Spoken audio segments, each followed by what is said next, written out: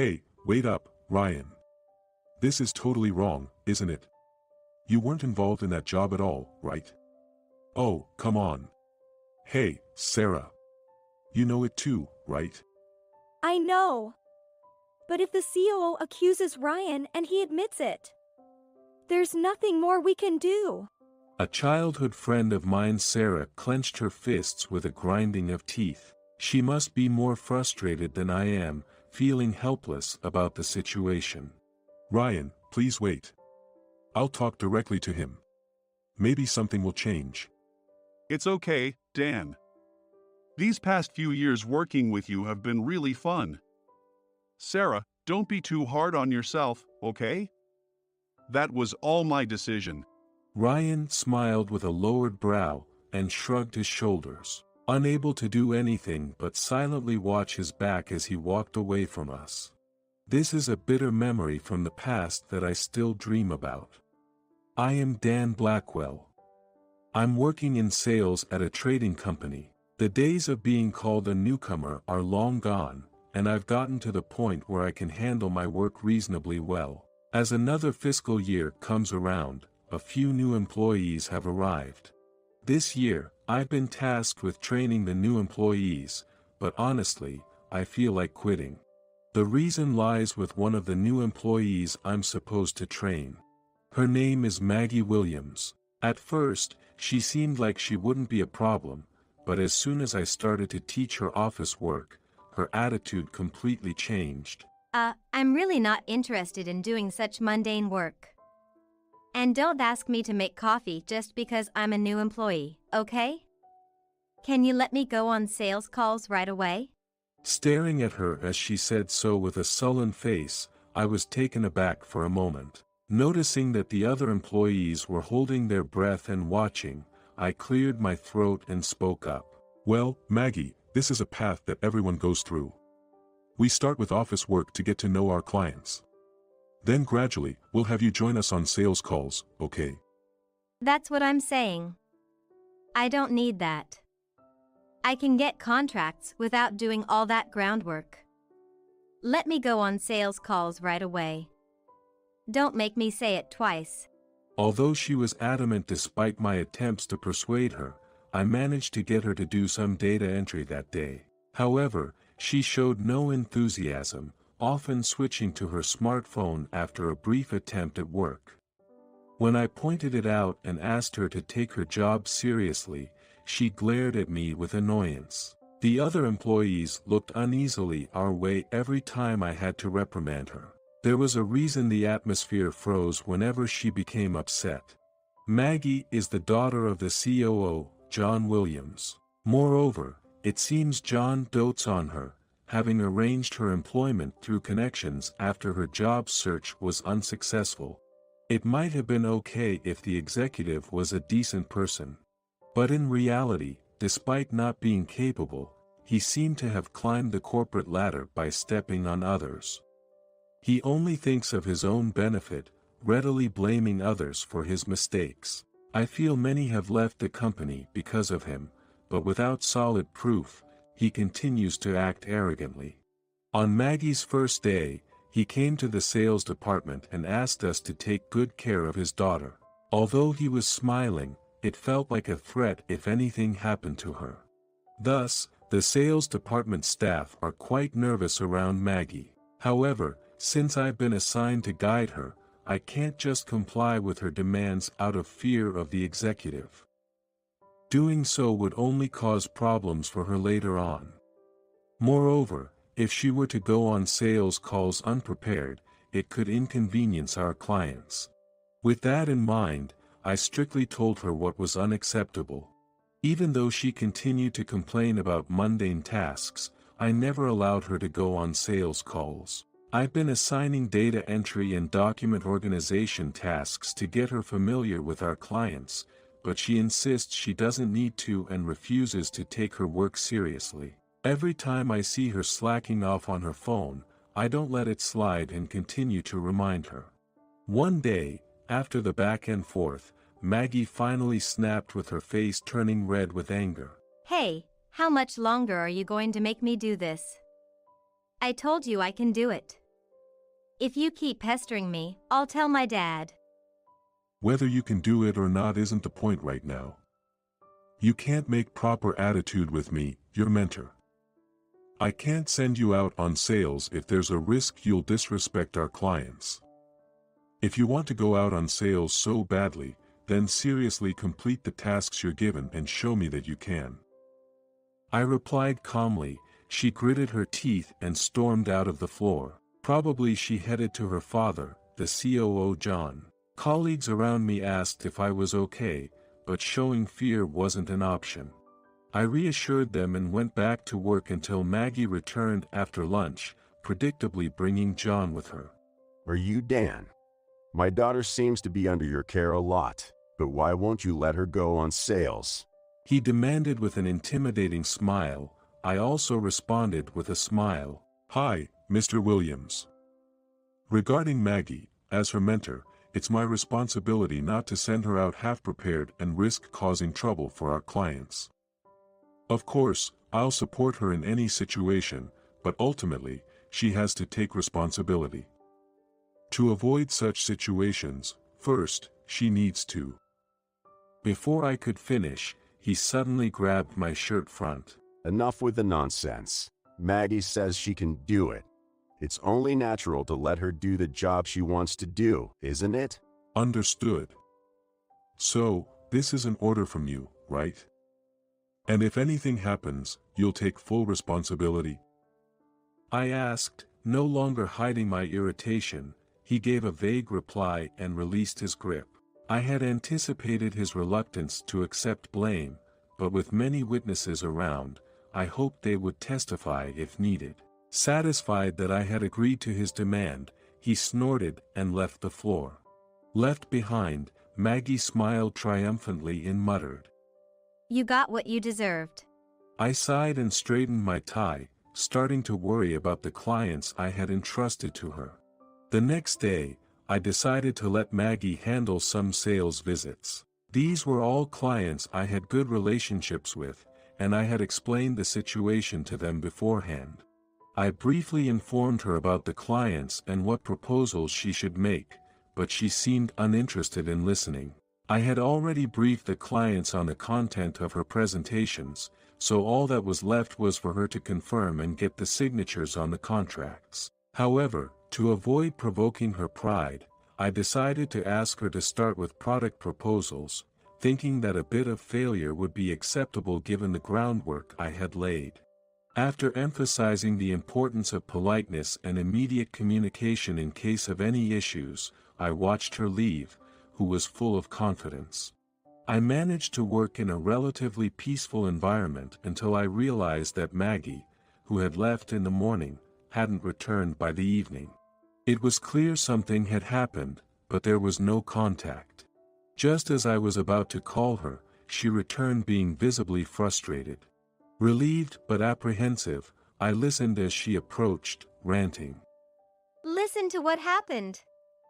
The contact at the last client I visited didn't understand a thing I was saying.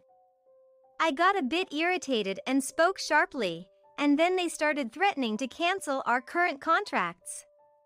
So, I told them we were better off without them. Then they got even angrier, and I told them it was their fault before I left. I couldn't immediately grasp what she was reporting, even as she handed me contracts from the other clients, saying, I managed to secure these. My anger didn't subside. Maggie, listen. Do you understand what you've done? The clients you visited today were originally my responsibility. They are all understanding and wouldn't normally react like that. I need to hear the full story, but it's clear there's a reason that happened. No one works alone here, you know. Your selfish actions could jeopardize everyone's livelihood. We all bear that responsibility, working hard every day. And what about you? All you've done is complain, causing trouble for everyone, and now you've botched the job you insisted on doing. When I raised my voice, she froze, mouth agape. She was perhaps expecting sympathy for her, its hard time. Unfortunately, the workplace and the tasks assigned there are not so lenient. Just as I was about to address the potentially furious client, John charged over, furious. It seems he had witnessed me scolding his daughter. You've got some nerve yelling at my daughter. What? A boss is supposed to laugh off acute Mendy's mistakes and cover for them. At that moment, the emotions I had been suppressing deep inside erupted all at once. I couldn't hold back any longer. Laugh off a mentee's mistake and cover for them as a boss. Are you serious about that? If you are, then yell the same thing at yourself in the mirror. How could you say such a thing? Do you have any idea how many people have quit because you pushed your mistakes onto them? I shouted and glared at him. He was taken aback for a moment, his eyes widening. But then, he glared back and started. Quite a thing to say without any evidence, right? Don't think you can yell at me and get away with it. You're fired. Expect your termination notice in a few days, so pack your things, okay? This is what happens when you get cocky. If you're going to blame someone, blame yourself. Facing the smirking executive, a sense of powerlessness washed over me once again. Yet, as I continued to glare at him, the sound of light footsteps approached. Turning toward the sound, there stood Crane, the CEO's daughter. She approached without a smile, giving the hastily bowing executive a cold stare. John, I've been looking for you. There's something important I need to discuss. It seems to me that you're the one who's been getting carried away, doesn't it? I heard you were shouting about firing him just now, but unfortunately, you no longer have that authority. We've been investigating the unnatural high rate of voluntary resignations in the sales department. It appears you've been pushing your mistakes onto your colleagues, forcing them to resign as a way of taking responsibility. Of course, we have solid evidence. Shall we go over it together? Hearing her words, John's face turned pale. Standing next to him, Maggie looked back and forth between her father and Crane, disbelief written all over her face. Unable to come up with an excuse, John was led out of the floor by Crane. After watching him leave, I exhaled deeply and started preparing to visit our clients. Come with me. I told Maggie, who was about to cry, nodded and followed. I heard sniffles from behind but didn't look back as we moved forward. Eventually, the COO John William was fired. Crane had presented irrefutable evidence, and even he tried to find a way out, but had to admit his wrongdoing. With he gone, Maggie began working earnestly as if she had transformed into a different person. Without the COO's protection, other employees gradually started talking to her. And now, I'm guiding her with their help. She seems to be having a tough time, but there's a lively look on her face. She's become obedient to the instructions of not just me but other employees as well, asking questions and taking notes. Just seeing her growth almost brought me to tears, but I decided to save those tears for the day she can stand on her own. Some time later, I found myself walking into a bar. Looking around, I spotted my childhood friend named Ryan waving at me. Good to see you. He greeted with a smile. I had told him I really needed to talk, so he came. Waiting with a beer, Crane soon arrived saying, Hey, guys. How is it going? We raised our glasses, the three of us laughing and toasting together. The truth is the CEO's daughter Sarah Crane is also a childhood friend of Ryan and me. However, we decided to keep our friendship a secret to avoid any speculative looks from others. That day when Sarah approached, I almost called out her first name and had to swallow it in panic. Once the snacks were on the table, Ryan asked, What's up today? I looked at Sarah and said, It's all done. His eyes widened for a moment before he smiled softly. Oh, that's nice. In fact, Ryan had also worked at that company owned by Sarah's father until a few years ago. It was unexpected to reunite in that way after going our separate paths following high school, but I still remember how we all laughed out loud when we saw each other again. Sarah had been studying business management to take over her father's position, so she wasn't seen much around the company. However, being assigned to the same sales department as Ryan meant we saw each other daily and worked together on tasks. With Ryan, it felt like any difficult task could be tackled.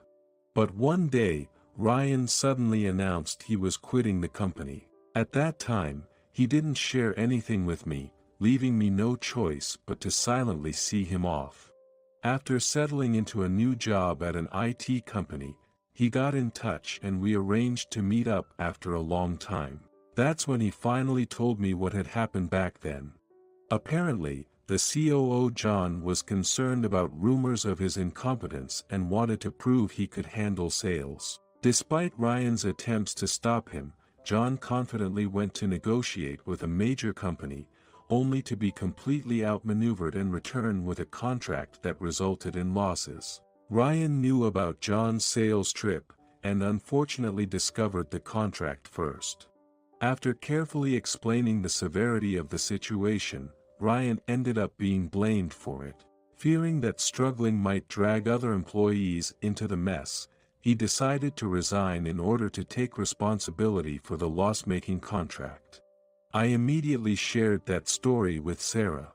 Since Ryan's resignation, she had been looking for a way to expose John's misdeeds, which seemed to be a constant source of dark rumors.